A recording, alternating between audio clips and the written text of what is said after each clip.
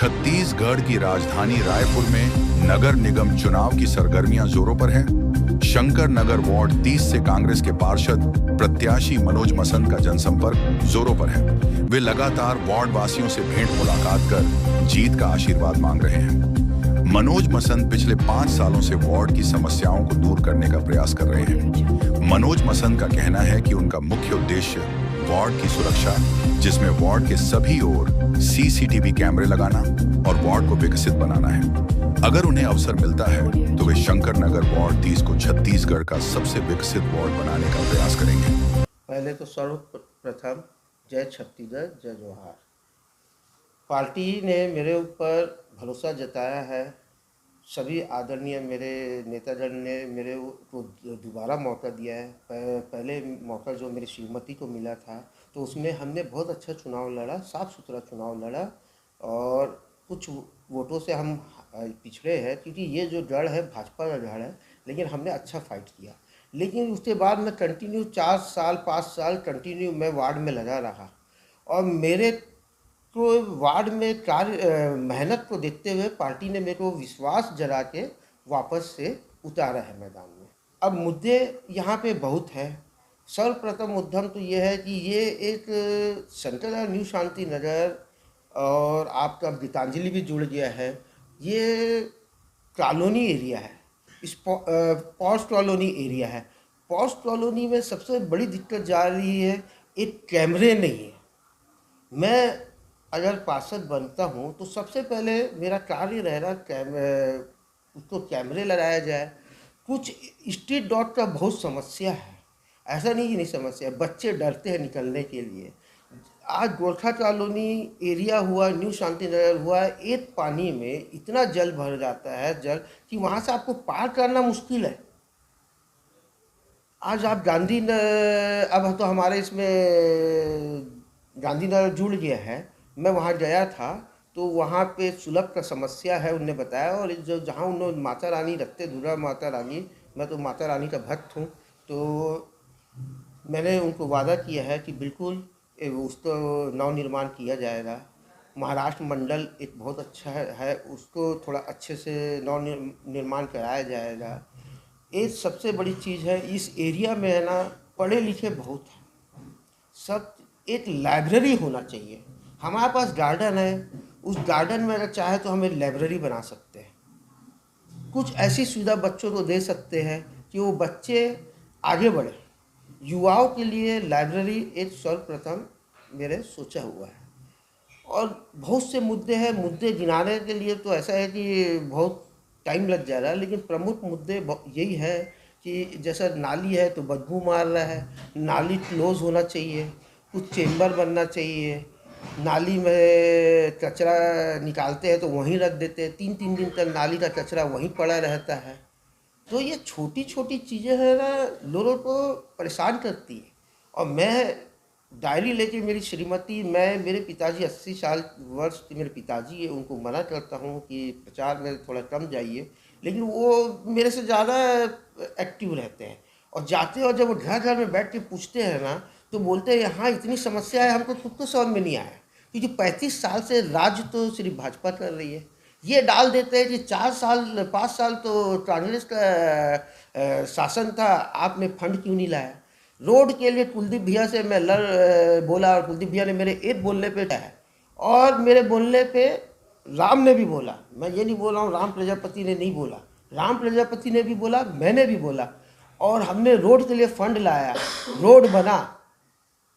हमने एक मंदिर के लिए, यादव पारा के लिए फंड निकाला, उस मंदिर का अर्ध निर्माण करके रुकवा दिया गया, वो मंदिर को रुकवा गया है। वो आज मंदिर का मूर्ति उनको विसर्जन करना पड़ गया यादव पारा वाले को। जैसे ही भाजपा सरकार आई, ये जय श्री राम बोलते हैं, हम भी जय श्री राम बोलते हैं, हम भी सनातनी हैं, ऐसा नहीं हम हिंदू नहीं हैं। ये सिर्फ जय श्री राम ये बोलते हैं, लेकिन वो राम जी के फॉलोअर्स बनो। आप सिर्फ बोलने से नहीं होता है, उनको फॉलो करने से उस चीज़ का महत्व होता है। जनता एक तरफा मेरे को माने जिताने में लगी है। वो बोलती है आप हमारे दिल में बस जाओ, प्रत्याशी से हमको अब कोई मतलब नहीं। सामने वाला, और हमारे बाजू वाला प्रत्याशी, अपोजिट वाला प्रत्याशी राजेश गुप्ता ये बोलता है कि इस वार्ड में अगर मैं जीत के आता हूँ तो आपको दो दो पार्षद मिलेंगे, एक मैं और एक संजय श्रीवास्तव। अरे तो पार्टी किसको टिकट दी है? संजय श्रीवास्तव एक बहुत बड़े नेता है, मेरे आदरणीय बड़े भाई है, वो मेरे रास्ते में मिलते हैं, सैलून में मिलते हैं, कहीं मिलते हैं, मैं उनके पहले चरण छूता हूँ। और आज अफसोस होता है कि माने आप कैंडिडेट ऐसा माने लाए हो कि जनता खुद परेशान हो रही है ऐसे कैंडिडेट से। और आप मेरे से मत पूछो, जनता से पूछो, बस्तियों में जाओ, सब जरा पूछो कि मनोज मसंद 4 साल 5 साल हारने के बाद भी, पिछला चुनाव भाविका मसंद हारने के बाद भी मनोज मसंद इस वार्ड में सक्रिय रहा कि नहीं रहा। ये जो बयान है ना, ये बहुत निंदनीय है और बहुत गलत है। माने देखो, मैं ये नहीं बोलता हूँ राजनीति में बयानबाजी नहीं होती है, होनी चाहिए, होती है, चलो चलता है, लेकिन ये जो बयान है ये बहुत गंदा है। वो इसलिए गंदा है, मंच पे बैठे थे हमारे आदरणीय संजय भैया और बड़े बड़े नेता, और मेरा ऑफिस भी यहीं पे है, हम भी सुन रहे थे। उनने बहुत शुरुआत अच्छे से बोला, संजय श्रीवास्तव जी मेरे बड़े भाई है, स्वर्गीय मनोज प्रजापति मेरे बड़े भाई है, मैं उनका छोटा भाई हूँ, राजेश गुप्ता चुनाव में लड़ रहा है। अरे तो जब अगर मनोज प्रजापति को मैं बचपन से जानता हूँ, वो मेरा बचपन का दोस्त है, मैं तो यही जाना हूँ कि उसका भाई गुंजन, राजेश, राकेश है। अब ये तब इसका क्या बोलने का मतलब, उससे मेरे को लेना देना नहीं है। उसके बाद उसने ये बोला कि मनोज मसंद बंगले में रहता है और अपने माँ बाप को छोटे से नथानी अपार्टमेंट के फ्लैट में रखा है, और उनके माँ बाप बहुत बुरी स्थिति में है। ये मेरा ऑफिस है, यहाँ मेरे स्टाफ है, यहाँ मेरे बिल्डिंग के लोगों को आप जाके देखिए, पूछिए। मैं आज भी नथानी अपार्टमेंट में रहता हूँ, पूरा वार्ड जानता है, मेरे कार्यकर्ता आते हैं, मेरे जितने भी दुर्गा शंकर नगर हुआ, गांधी नगर हुआ, जगन्नाथ नगर हुआ, स्टेशन रोड का हुआ, जितने भी दुर्गा माता बैठाते हैं जो मेरे वार्ड में नहीं आते, उनसे पूछो वो कहाँ मनोज मसंद से मिलने आते हैं, उनका घर कहाँ है। और सबसे बड़ी बात, दुख की बात यह है कि गुप्ता अंकल और मेरे पिताजी मित्र हैं, और वो भी मेरा मित्र रहा है। और गुप्ता अंकल जी मेरी माता रानी के टाटी में आए थे, मेरी स्वर्गीय माता जी जब एक्सपायर हुई तो वो आए थे, और 17 साल हो गए मेरे माता जी को ख़त्म हुए। मेरी जो माता श्री ख़त्म हो गई है, उसको इस चुनाव में लाने का कारण क्या है? मेरे पिताजी तो 80 वर्ष मेरे पिताजी को चुनाव में लाने का कारण क्या है? भाजपा नारे लगाती है जय श्री राम, जय श्री राम। मैं हर भाजपाई, मेरा बड़ा भाई भी भाजपा में है, अनूप मसंद, उनसे भी पूछो, और मैं हर भाजपा वाले से पूछना चाहता हूँ। वहाँ प्रकाश ईरानी था, प्रीतम वृंदा था, टिकेन ये था, मैं हर भाजपाइयों से पूछना चाहता हूँ, आप जय श्री राम बोलते हो, हम भी जय श्री राम बोलते हैं। राम जी ने यही सिखाया आप लोग को, बड़े मरे हुए तो चुनाव में लाना, 80 साल के बुजुर्ग के लिए उठ पटान बोलना। अगर आपको यही सिखाया है, आपको यही संस्कार दिया है ना, तो आपके संस्कार आपके पास। मेरे को है ना, राजेश गुप्ता है ना, हनुमान मंदिर और राम मंदिर में कसम खा के बोल दे कि मैं बात नहीं बोले, मेरे पास तो जो है, चलो छोड़ो वो बात की चीज़ है, लेकिन वो कसम खा के बोल दे, मैं मान जाऊंगा। संजय श्रीवास्तव जी कसम खा के बोल दे हनुमान मंदिर में और राम मंदिर में कि ये बात उनके सामने नहीं हुई है, मैं मान जाऊंगा।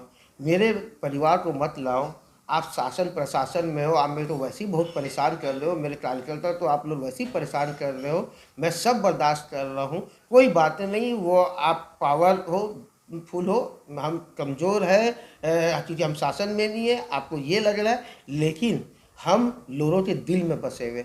लोगों के दिल को तो आप नहीं काट पाओगे, आप बटन दबाते वक्त तो उनको नहीं रोक पाओगे, उनका जो दिल बोलेगा उसी में बटन दबेगा।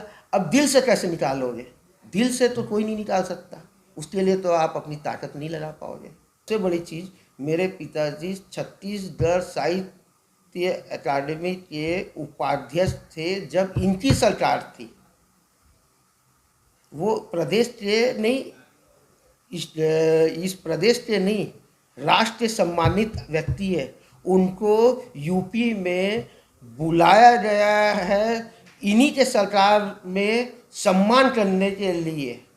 माननीय मुख्यमंत्री यूपी के शासनकाल में, तो ऐसे व्यक्ति को आप बोल रहे हो, तो क्या आपके संस्कार क्या है? आप किस संस्कार को लेके चुनाव में उतरे हो?